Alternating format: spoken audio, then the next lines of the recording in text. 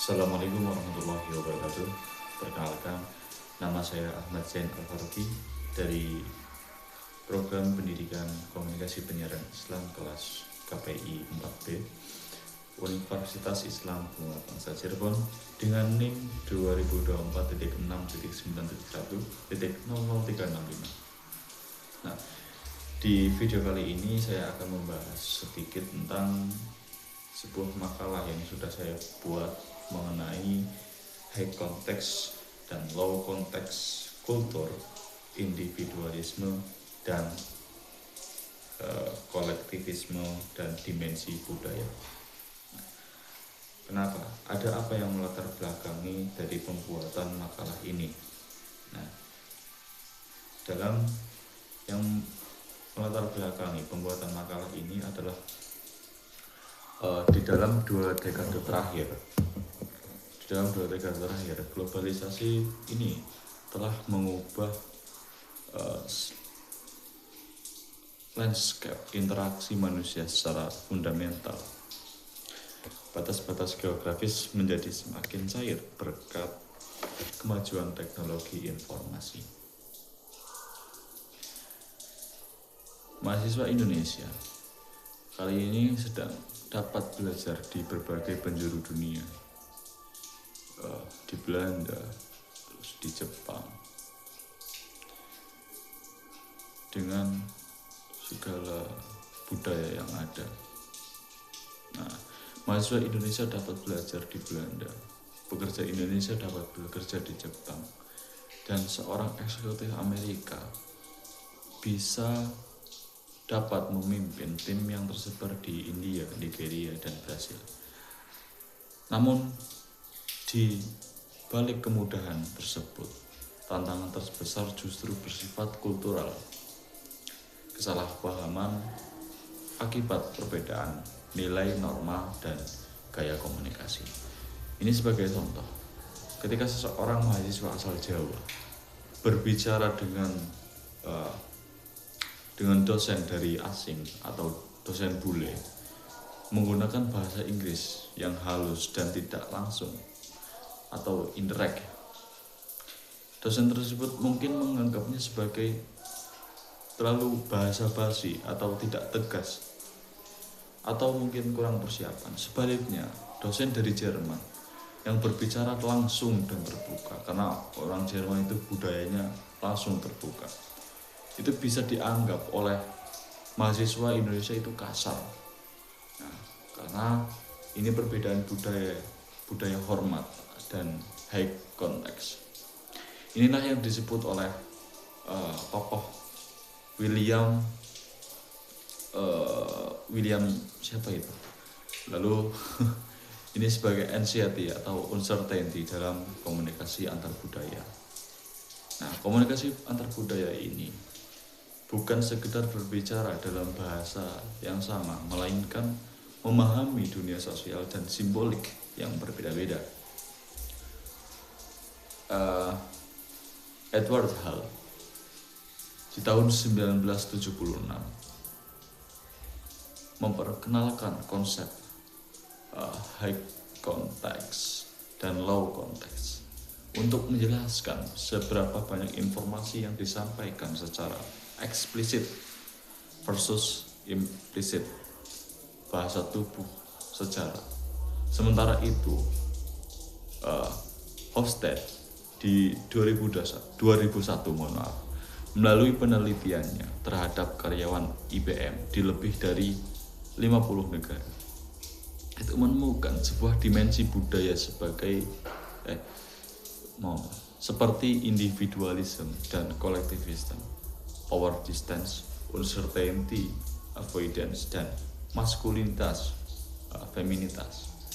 Indonesia sebagai negara dengan budaya kolektivis, high context, dan power distance yang relatif tinggi, ini sering mengalami culture shock ketika berinteraksi dengan budaya barat yang individualistis, low context, dan egaliter.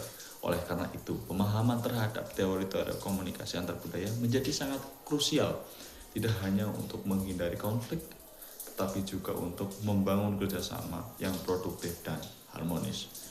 Nah, lalu apa sih yang akan kita bahas di setelah latar belakang tadi kami sebutkan? Nah, yang pertama, kita akan mengetahui bagaimana apa yang dimaksud dengan komunikasi antar budaya dan mengapa penting untuk kita pelajari. Nah, yang kedua, kita akan mengetahui bagaimana konsep high context versus low context ini mempengaruhi sebuah gaya kita berkomunikasi. Dan yang ketiga, apa sih perbedaan komunikasi dalam budaya individualistis dan kolektivis. Nah, yang pertama kita akan membahas tentang sebuah definisi dari budaya dan komunikasi antar budaya itu sendiri.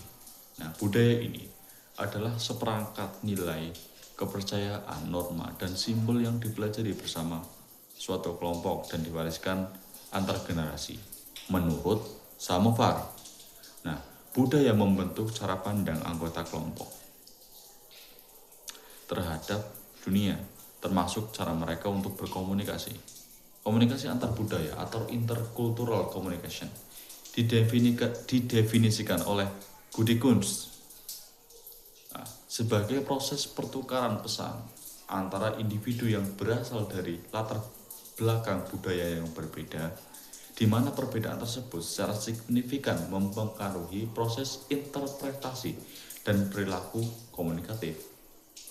Nah, dijelaskan juga Larry Eisenhower menambahkan bahwa komunikasi antar budaya itu terjadi ketika produsen pesan adalah anggota suatu budaya dan penerima pesan adalah anggota budaya yang lain, sehingga terjadi perbedaan sudut pandang, frame of reference. Nah, dalam konteks inilah kesalahpahaman sering muncul karena kedua belah pihak menggunakan standar budaya sendiri untuk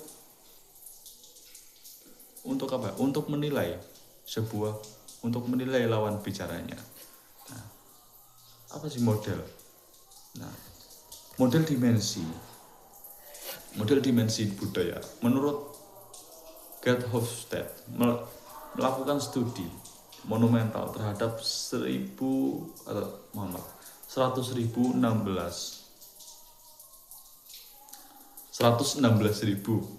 karyawan IBM di 50 negara. Analisis ini statistiknya menghasilkan 4 dimensi budaya awal yang kemudian diperluas menjadi 6 dimensi dengan tambahan long term, orientation, dan intelligence versus restraint. Keempat dimensi klasik yang relevan dengan komunikasi yang pertama adalah individualism versus collectivism. Nah, apa itu? Sebentar. Masyarakat individualisme seperti Amerika Serikat, Australia, Inggris itu lebih mengutamakan tujuan pribadi, otonomi, dan hubungan yang lenggang. Masyarakat kolektivistis seperti Indonesia, China, Guatemala itu mengutamakan kelompok, harmoni, dan loyalitas. Itu perbedaannya. Lalu power distance, uncertainty avoidance, dan masculinity femininitas itu termasuk dari salah satu model dimensi budaya. Nah, lalu apa sih itu teori high context versus low context?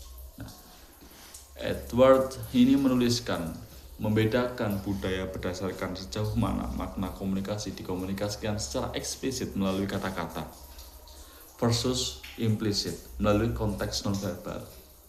Nah, itu bedanya seperti itu saja sih, secara simpel ya. Jadi low context itu komunikasi yang dikomunikasikan secara eksplisit melalui kata-kata, sedangkan high context itu lebih ke implisit melalui konteks nonverbal, hubungan dan situasi. Perbedaannya sebenarnya cukup simpel. Nah, di negara-negara contoh dengan high context itu seperti Jepang, Arab, Indonesia, Meksiko itu termasuk high context. Lalu yang low context culture itu termasuk Jerman, lalu Amerika Serikat, terus Swiss, ya, itu banyak. Jadi mungkin itu sih yang menjadi perbedaannya. Akan dipaparkan lebih lanjut di video berikutnya. Sekian dari saya, Ahmad Zainal Al-Faruqi. Terima kasih. Assalamualaikum warahmatullahi wabarakatuh.